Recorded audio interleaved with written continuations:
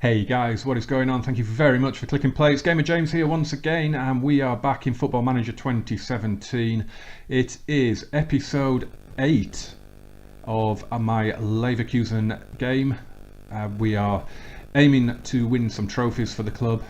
Not a very trophy-laden cabinet in the Leverkusen boardroom. No trophy since 1993, no Bundesliga title ever. So that is the aim of this save. Unfortunately, if you've watched the previous episodes, it's not really going that well, and things kind of got a little bit worse. If I take you now into the schedule, we last covered the Wolfsburg and Celtic game in the last video, beating Celtic 2-0 to secure our Europa League place by finishing third in the group.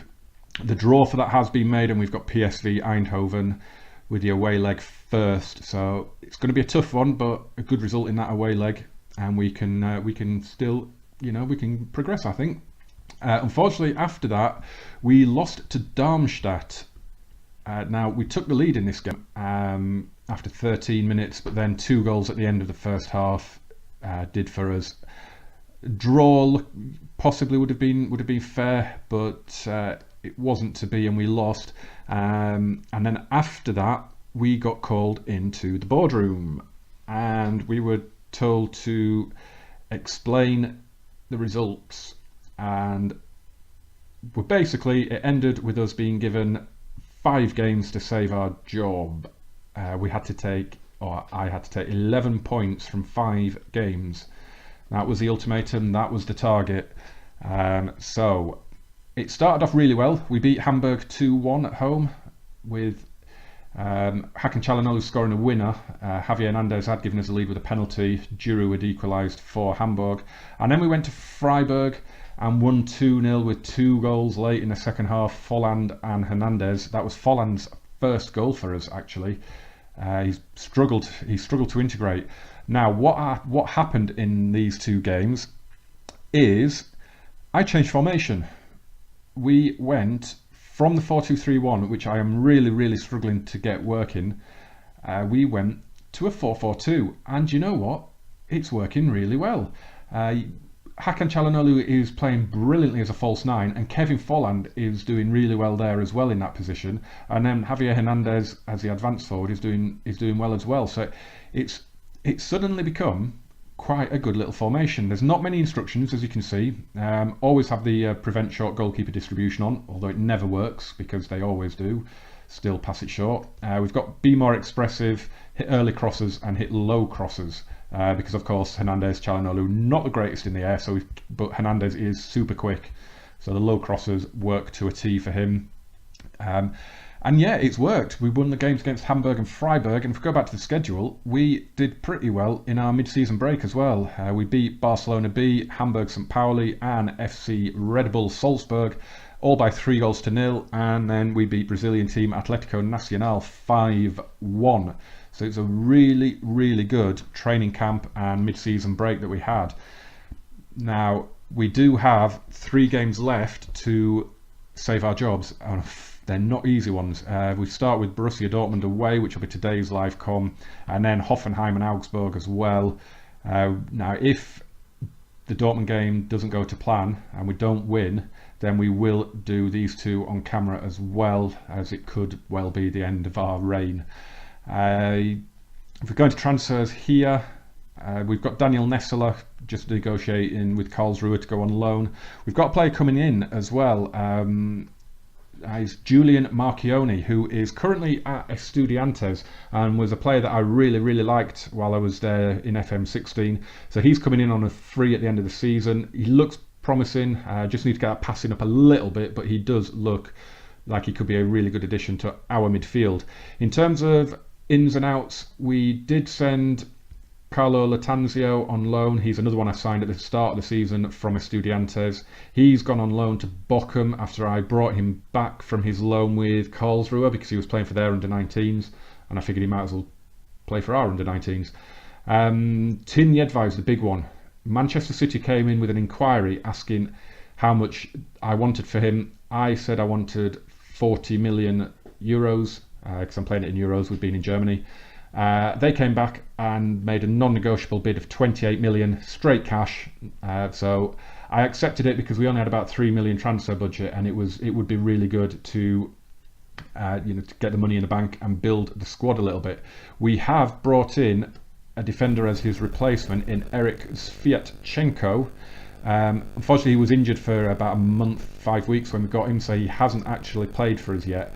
But for 9 million, he looks very, very decent indeed. 25 years old, looks like a really, really good central defender, and he's going to be an excellent addition to the squad, I believe. We are still on the lookout. You can see we're only on the 21st of January, so we've still got another 10 days or so. I'm just kind of evaluating the squad a little bit. I'm not 100% sure I need to bring in anyone else. I might just look at bringing in another central midfielder. I was kind of hoping I could promote one and register them, but it doesn't look like I can. So again, I'll have to have a look into that and see what happens. In terms of the finances, Jedvaj's transfer has given us quite a bit of money. We've got 60 million euros left on our wage budget, on our transfer budget, wage budget. That'd be nice.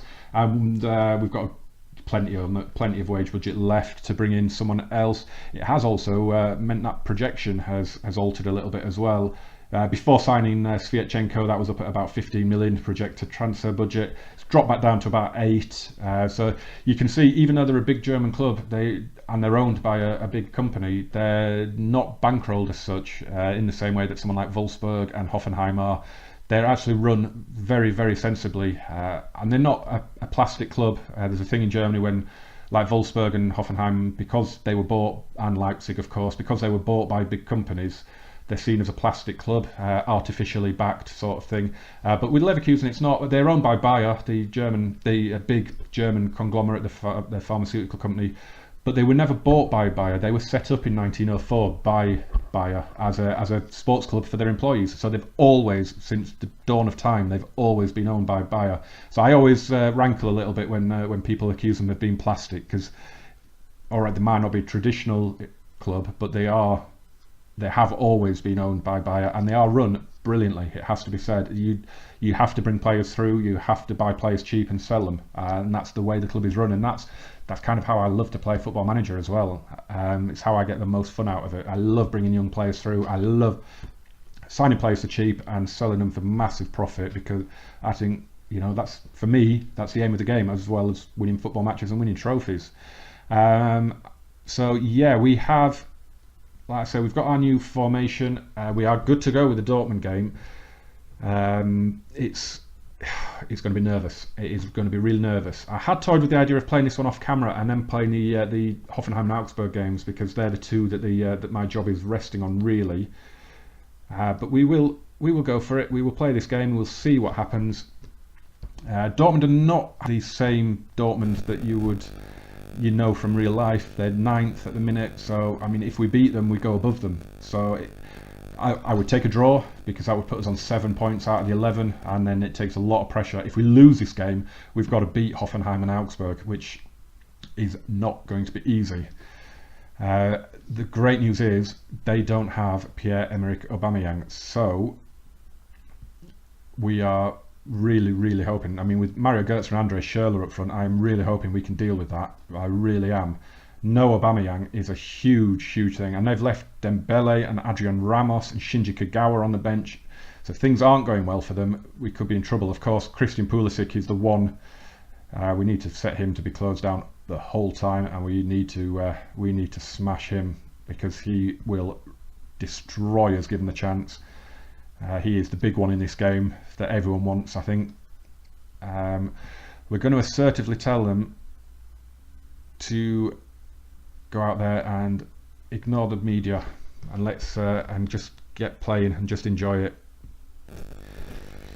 Oh god, I am nervous. My job kind of rests on this result. I need at least a point. A win would be amazing. Win this game, and it takes an awful lot of pressure off the other two games that are coming up.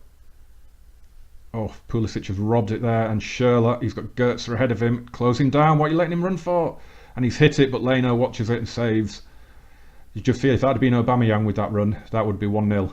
Schürrle is not a natural striker. but we're struggling. Socrates heads in from Guerrero's free kick, and we've been undone on a set piece. Oh, come on. It's a lovely delivery, but totally let him go. He sneaked around the back, loops it over Leno. It's a really good header, to be fair, but poor defending. Got to get into them straight away. Assertively tell them to demand more, because we've not really done anything so far. I am expecting to lose this game, I will be honest. I know Dortmund are 9th, but I would still expect to lose this match. I'm still holding out hope for a draw as Bellarabi, and Bellarabi got the ball in space there. Surely that highlight could have continued. But Brandt hit the bar?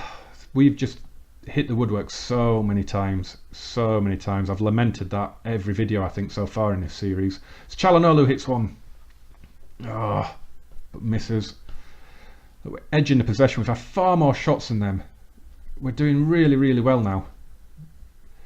I'm going to pause it again. I'm going to do another one now. Now that they're giving me what I asked for, I'm going to passionately encourage them. Don't let their heads drop. We're 12th at the minute, but the league position's kind of irrelevant right now. It's the points that we need. It's the points total that we desperately need at the moment. We're 11 points off the top 4 as things stand. I'm going to passionately tell them. Do you know what? I'm going to passionately tell them to say I'm pleased with how it's going, and that has just not worked at all. Because I am. We're playing okay. We're kind of the better team. So I'm a bit disappointed with that reaction. Maybe I should have gone with you can still come out with a win, but let's see what happens. Nice passing around at the start of this half. Is this highlight going to yield anything? Or is it just going to peter out like the first one normally does? Oh, Chicharito played it in. I think that hit Çalhanoğlu on the back.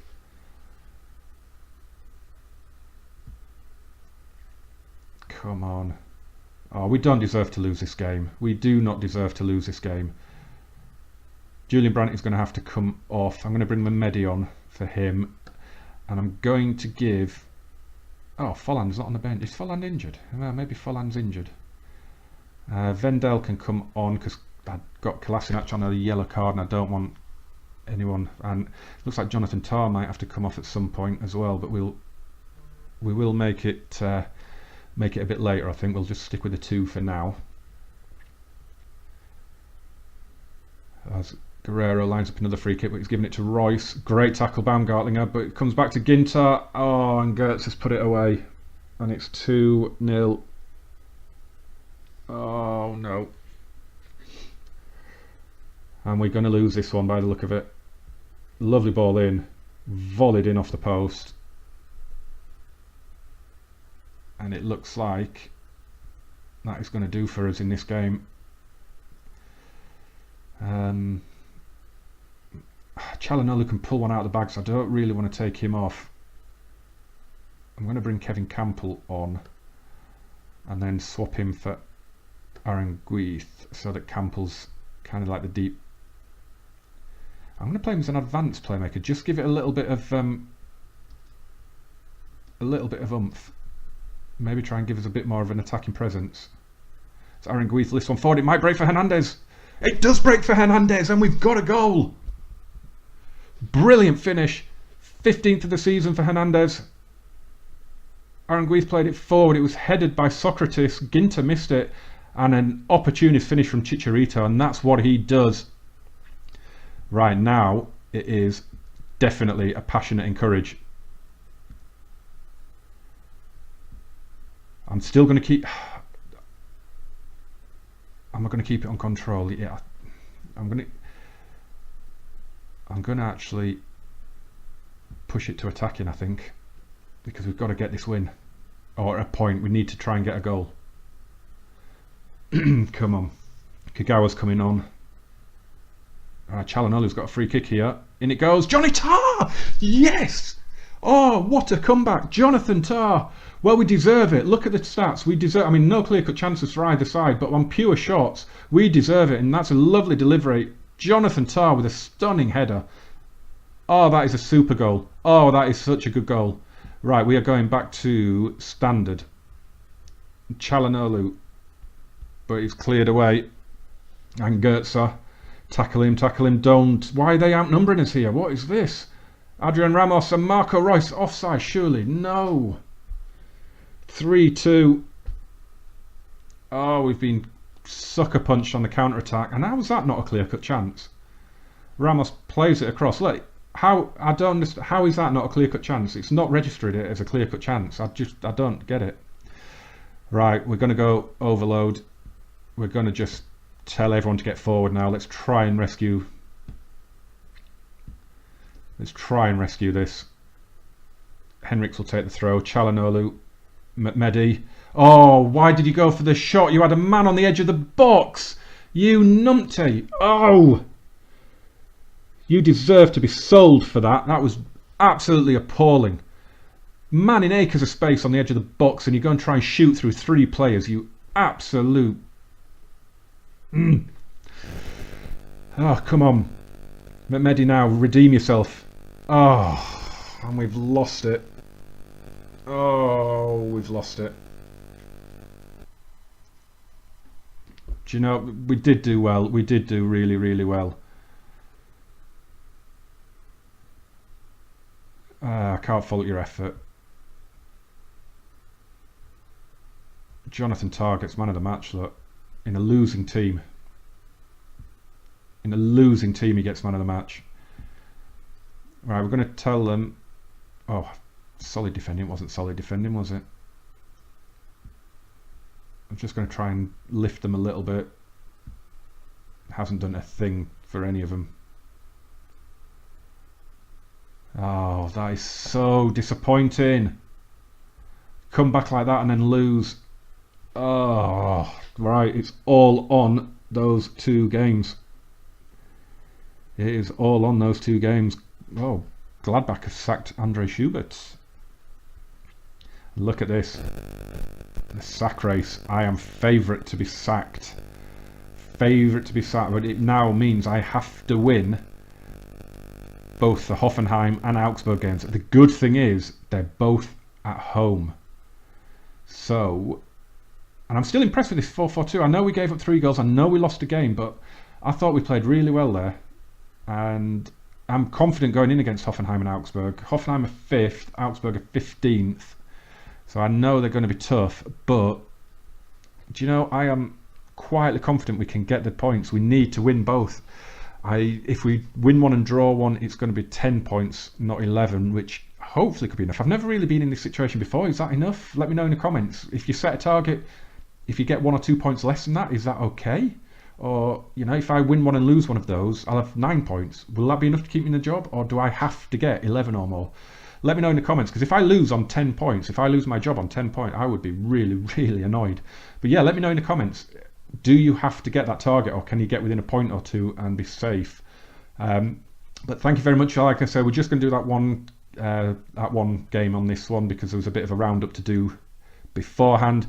Plan is now I'm going to just go straight in and do Hoffenheim and Augsburg at some point, I think, for the next video. Seems though they're so vital. The one thing I'm not sure what to do if I do get sacked. If I go into the job centre, there's a lot of jobs available because I've got a lot of leagues running. So I started this save as a 5-season challenge with Leverkusen to win trophies, but there's so many leagues running, I'm kind of tempted to stay in the game and just reassess the goal if I do get sacked. But again, let me know in the comments, should I stay in the game or should I start again, maybe with Leverkusen or with another team? Let me know in the comments. But anyway guys, I kept you long enough. Thank you very much for watching. You can follow on Twitter and follow the blog. The links are in the show notes. Please, whatever you do, please click like. Please subscribe if you haven't already, and I'll see you again soon. Thank you very much for watching. Goodbye.